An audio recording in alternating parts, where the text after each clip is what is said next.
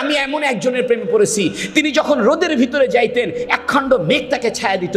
আমি এমন একজনের প্রেমে পড়েছি, তার গায়ের মধ্যে মশামাছি বসতো না। আমি এমন একজনের প্রেমে পড়েছি, জীবনে কোনোদিন মিথ্যা বলেনি। আমি এমন একজনের প্রেমে পড়েছি, পূর্ণিমার চাঁদের চাইতে তার চেহারা উজ্জ্বল ছিল। আমি এমন একজনের প্রেমে পড়েছি, যিনি দুঃখীর দুঃখ মোচন করত। আমি এমন একজনের প্রেমে পড়েছি, যিনি বিধবার আশ্রয় ছিল। আমি এমন একজনের প্রেমে পড়েছি, যিনি অসহায়ের সহায় ছিল। আমি এমন একজনের প্রেমে পড়েছি, যার শাফাত ছাড়া আপনি জান্নাত পাবেন না। আমি এমন একজনকে ভালোবাসি, যার থুতু মোবারক ছিল সুগন্ধ।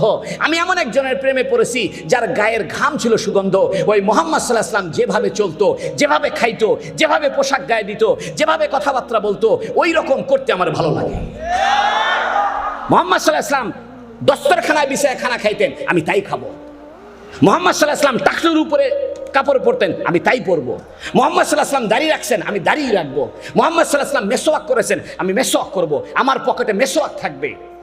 আপনি এটাকে খাটো করে দেখতে পারেন না? ছোট ছোট সুন্নত আজকে আমরা বাদ দিয়ে ফেলছি। হুজুর সাল্লাল্লাহু আলাইহি ওয়াসাল্লামের আদর্শকে আমাদের জীবনের থেকে দূরে সরিয়ে ফেলছি। আপনি ব্রাশ করেন, সমস্যা নাই, পেস্ট ব্যবহার করেন, এটা চিকিৎসা হিসেবে করেন, কিন্তু একটা গাছের ডাল হুজুর সাল্লাল্লাহু আলাইহি ওয়াসাল্লামের সুন্নত হিসেবে রাখেন। আপনি খানা খাওয়ার সময় আঙ্গুলটা চেটে খান, প্লেটটা আঙ্গুল দিয়ে চেটে খান। মেডিকেল সায়েন্স বলতেছে, যে ব্যক্তি আঙ্গুল চেটে খায়, প্লেটটা চেটে চেটে খায়, তার মুখের ভিতরে এক ধরনের লালা সৃষ্টি হয়। এই লালাটা তার হজমের উপকার করে। আপনি মুহাম্মদ সাল্লাল্লাহু আলাইহি ওয়াসাল্লামকে চিনলেন না। ও যুবক, আমার কলিজা ফেটে যায়।